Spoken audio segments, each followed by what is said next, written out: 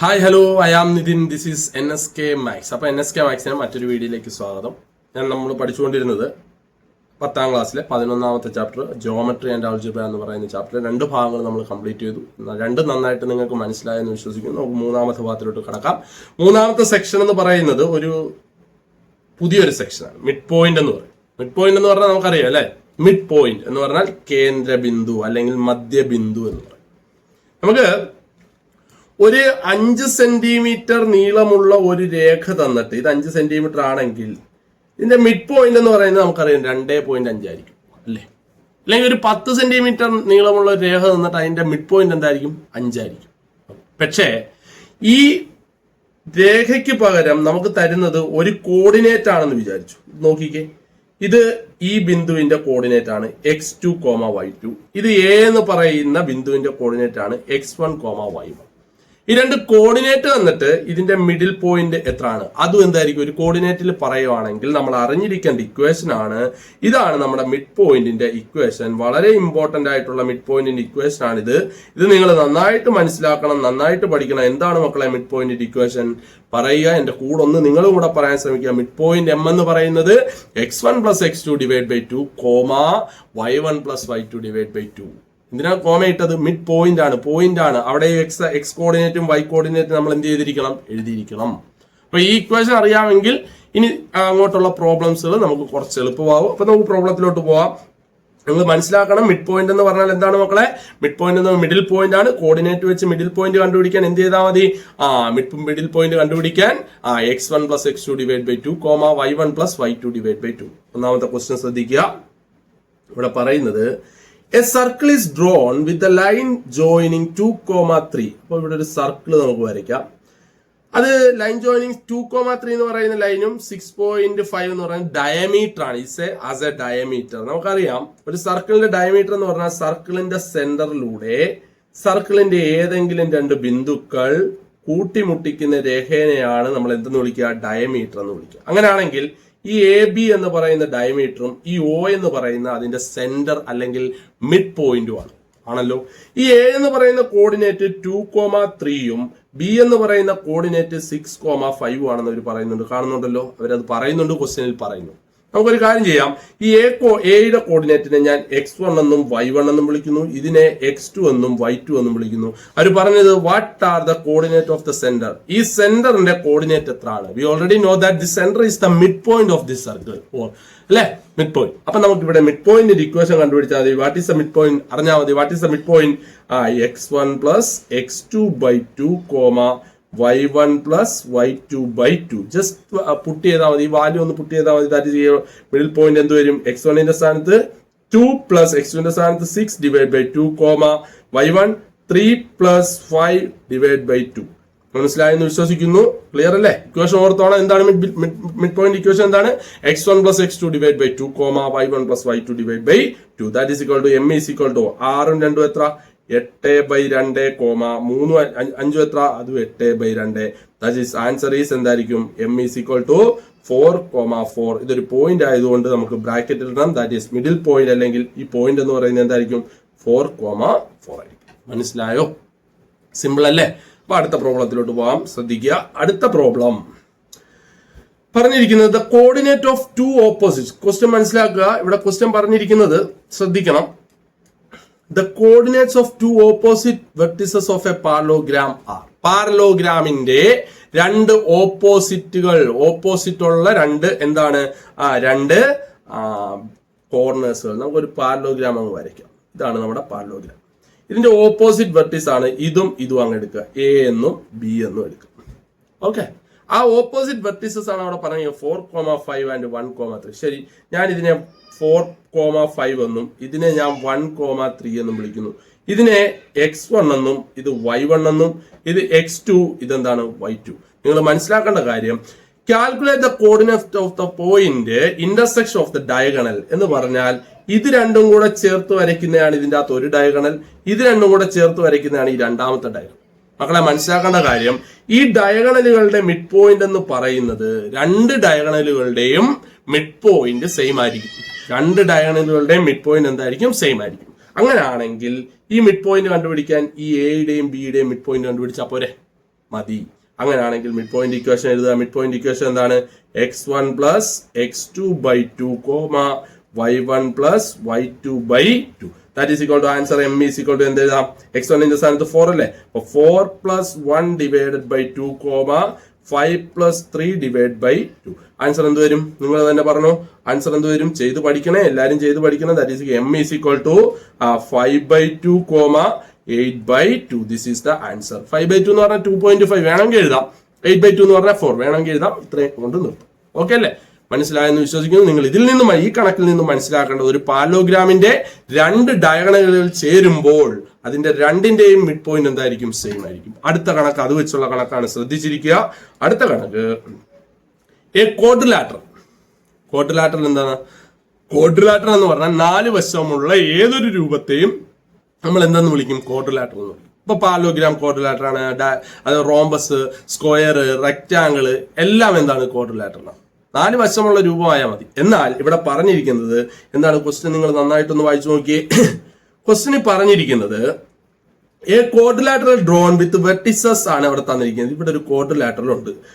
ഞാൻ ആ ക്വാഡ്രിലാറ്ററിനെ ഇങ്ങനെ അങ്ങ് വരയ്ക്കുന്നു. പാരലോഗ്രാം ഒരു ക്വാഡ്രിലാറ്റർ ആണല്ലോ, ഇത് ക്വാഡ്രിലാറ്റർ ആണ്, 4 വശം. ഇത് പാരലോഗ്രാം ആണോ എന്ന് നമുക്ക് എന്ത് ചെയ്യണം? ഇത് എന്താണെന്ന് തെളിയിക്കണം. ഇത് പാരലോഗ്രാം ആണോ എന്ന് തെളിയിക്കും. നിങ്ങൾ മനസ്സിലാക്കണം. ഞാൻ ഈ പോയിന്റിനെ എ എന്ന് വിളിക്കുന്നു, ഇതിനെ ബി എന്ന് വിളിക്കുന്നു, ഇതിനെ സി എന്ന് വിളിക്കുന്നു, ഇതിനെ ഡി എന്ന് വിളിക്കുന്നു. ശരി, ആ പോയിന്റുകളെല്ലാം ഒന്ന് മാർക്ക് ചെയ്യാം. എ എന്ന് പറയുന്നത് 1,3, അതേപോലെ തന്നെ ഇതിനെ ഞാൻ ബി എന്ന് വിളിക്കും. ബി എന്ന് പറയുന്നത് 8,6, സി എന്ന് പറയുന്നത് 12,13, അതേപോലെ ഡി എന്ന് പറയുന്നത് 5,10. എല്ലാ കോർഡിനേറ്റും മാർക്ക് ചെയ്തു. ഞാൻ ഇതിന് തൊട്ടു മുമ്പുള്ള കണക്കിൽ ഞാൻ പറഞ്ഞു എന്താണ്? ഇതൊരു പാരലോഗ്രാം ആകണമെങ്കിൽ ഈ എ സി എന്ന് പറയുന്ന ഡയഗണലിന്റെ മിഡ് പോയിന്റും ഈ ഡി ബി എന്ന് പറയുന്ന ഡയഗണലിന്റെ മിഡ് പോയിന്റും എന്തായിരിക്കണം? സെയിം. അപ്പൊ നമുക്ക് ആദ്യം എ സിയുടെ മിഡ് പോയിന്റ് കണ്ടുപിടിക്കാം. എ സിയുടെ മിഡ് പോയിന്റ് കണ്ടുപിടിക്കാം അല്ലെ? എ സിയുടെ മിഡ് പോയിന്റ് കണ്ടുപിടിക്കാൻ നേരം നിങ്ങൾ പറ, mid point of A C, അതാണ് MAC എന്ന് ഞാൻ ഇട്ടിരിക്കും. Mid point of A C എന്താണ്? പറ. ഇത് x1 എന്നും ഇത് y1 എന്നും എടുക്കുന്നു, ഇത് x2 എന്നും y2 എന്നും എടുത്താൽ പറ.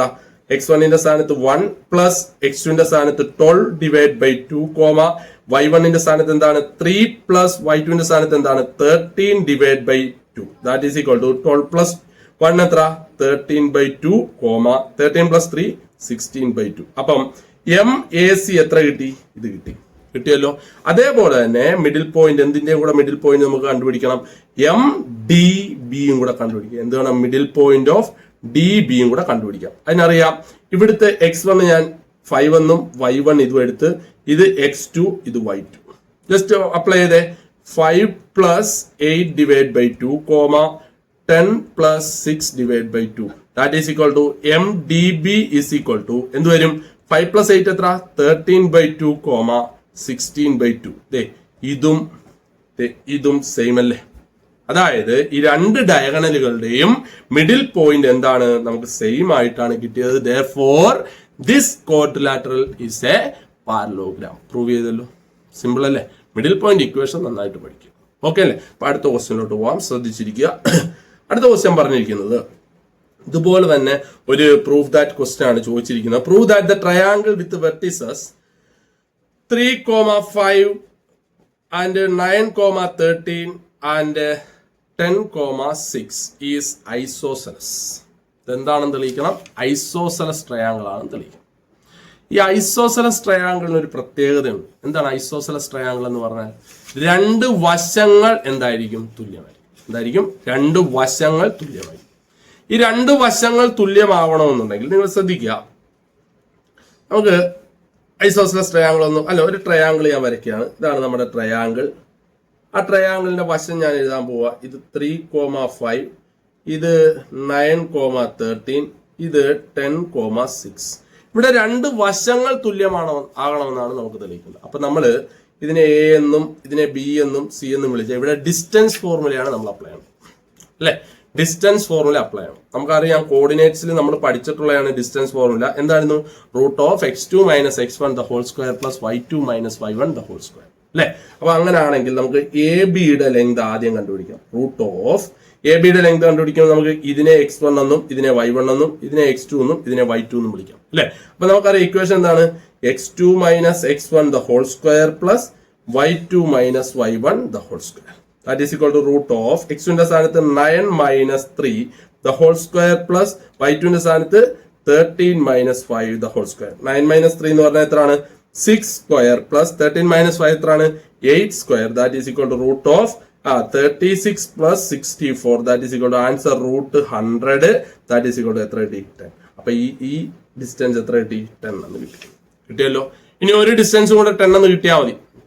അപ്പൊ അതെന്താണ് നമുക്ക് പ്രൂവ് ചെയ്യാം? ഐസോസെലസ്. അങ്ങനെയാണെങ്കിൽ നമുക്ക് എ സി ഒന്ന് എടുക്കാം. എ സി എടുക്കുമ്പോൾ ഇത് x1 ഉം ഇത് y1 ഉം ഇത് x2 ഉം ഇത് y2. അപ്പൊ നമുക്ക് എ സിയുടെ നീളം കണ്ടുപിടിക്കാൻ റൂട്ട് ഓഫ്, ഇനി ഞാൻ ഇക്വേഷൻ എഴുതുന്നില്ല, അപ്ലൈ ചെയ്യാൻ പോവാണ്. That is 10 minus 3 the whole square minus plus 6 minus 5 the whole square that is equal to 10 minus 3 എത്രയാണ്? 7 സ്ക്വയർ പ്ലസ് എത്രയാണ്? 6 minus 5 1 square that is equal to root of 49 plus 1 that is equal to root 50 ആയിപ്പോയി. അപ്പൊ ഇതെത്രാണ്? Root 50 ആണ്. Root 50. അപ്പൊ ഇത് രണ്ടും വ്യത്യസ്തമായി. ഇനി അപ്പൊ നോക്കാനുള്ളത് ഈ എന്താണ്? ബി സിയും കൂടെ ഉള്ളു. ബി സിയും കൂടെ നോക്കാം. അതും കൂടെ ഏതെങ്കിലും തുല്യമായിട്ട് വന്നാൽ നമുക്ക് പറയുന്നത് എന്താണ്? ഐസോസെലസ് ആണെന്ന് പറയാം അല്ലെ? ഐസോസെലസ് എന്ന് പറഞ്ഞാൽ എന്താണ്? ഏതെങ്കിലും രണ്ട് വശങ്ങൾ തുല്യമായി. അപ്പൊ നമുക്ക് ബി സി ആണെങ്കിൽ ഇതിനെ ഞാൻ x1 എന്നും ഇതിനെ y1 എന്നും ഇതിനെ x2 എന്നും y2 എന്നും വിളിക്കാം. അപ്പൊ നിങ്ങൾ തന്നെ പറയാ പറഞ്ഞു, ഇഷ്ടമുള്ളത് വിളിക്കാം കേട്ടോ, അതിലൊന്നും പേടിക്കണ്ട. അപ്പൊ 10 minus 9 the whole square plus എന്താണ്? 6 minus 13 the whole square that is equal to 10 minus 9 എന്ന് പറഞ്ഞാൽ 1 സ്ക്വയർ പ്ലസ് 6 മൈനസ് 13 അല്ലെ? 6 മൈനസ് 13 എത്രയാണ്? അപ്പം 6 minus 30 that is equal to 7 square that is equal to root of ഇതും എന്ത് തന്നെ കിട്ടി? 50 എന്ന് കിട്ടി. അപ്പൊ ഇതിന്റെ ആൻസർ എത്ര കിട്ടി? റൂട്ട് 50 എന്ന് കിട്ടി. അപ്പൊ നമുക്ക് ഇതിൽ നിന്നും മനസ്സിലായി ഇതിന്റെ അകത്ത് എ സി എന്ന് പറയുന്ന വശവും ബി സി എന്ന് പറയുന്ന വശവും എന്താണ്? തുല്യമാണ്. രണ്ടും റൂട്ട് 50 തന്നെയല്ലേ കിട്ടിയത്. അപ്പൊ ഏതെങ്കിലും രണ്ട് വശങ്ങൾ തുല്യമായതുകൊണ്ട് നമുക്ക് ഉറപ്പിച്ചു പറയാം ദിസ് ഈസ് എന്താണ്? Isosceles triangle. ഓക്കെ അല്ലേ? അപ്പൊ ഇവിടെ നമ്മൾ ഉപയോഗിച്ചത് ഡിസ്റ്റൻസ് ഫോർമുലയാണ്. ഡിസ്റ്റൻസ് ഫോർമുല നമ്മൾ കോർഡിനേറ്റ്സ് എന്ന് പറയുന്ന ചാപ്റ്റർ പഠിച്ചിട്ടുള്ളതാണ്. ആ ഇക്വേഷൻ ആണ് ഇവിടെ അപ്ലൈ ചെയ്തത്. ഇതിന് മുമ്പ് ഉപയോഗിച്ചത് ഫുൾ എന്താണ്? മിഡ് പോയിന്റിന്റെ ഇക്വേഷൻ. അപ്പൊ നമ്മൾ അത് രണ്ടും നന്നായിട്ട് പഠിച്ചു എന്ന് വിശ്വസിക്കുന്നു. ഇവിടെ ഒരു കാര്യം കൂടെ ചോദിക്കും, calculate the area. V already know that what is the equation of area of എന്താണ്? ഐസോസെലസ് ട്രയാങ്കിൾ നമുക്കറിയാം. ഒന്നില്ലെങ്കിൽ b/4 root 4a² minus b² ഉപയോഗിക്കാം, അല്ലെന്നുണ്ടെങ്കിൽ ഹാഫ് BH ഉപയോഗിക്കാം. ഇതിൽ ഏത് ഉപയോഗിച്ചാലും നിങ്ങൾക്ക് ആൻസർ കിട്ടും. അത് നിങ്ങൾ തന്നെ ചെയ്തിട്ട് എനിക്ക് കമന്റ് സെക്ഷനിൽ നിങ്ങൾ ഉത്തരം എന്ത് ചെയ്യണം? കമന്റ് ചെയ്യണം. ഓക്കെ അല്ലേ? അപ്പം അത് നിങ്ങൾക്ക് മനസ്സിലായില്ലെങ്കിൽ നിങ്ങൾ കമന്റ് ചെയ്യുക. ഞാൻ അതിന് വേറൊരു സെക്ഷൻ ഞാൻ റെഡിയാക്കി തരാം. മനസ്സിലായെങ്കിൽ നിങ്ങൾക്ക് പിന്നീടുള്ള കണക്കുകൾ നിങ്ങൾക്ക് സിമ്പിൾ ആവും. അതിനുവേണ്ടിയാണ് പറയുന്നത്. അപ്പൊ നിങ്ങൾ ഹോംവർക്കുകൾ ചെയ്യുക. ഈ പോർഷൻ നിങ്ങൾക്ക് നന്നായിട്ട് മനസ്സിലായെന്ന് വിശ്വസിക്കുന്നു. അടുത്ത ക്ലാസ്സിൽ അപ്പോൾ അടുത്ത വീഡിയോയിൽ കാണാം. അതുവരേക്കും ഗുഡ് ബൈ.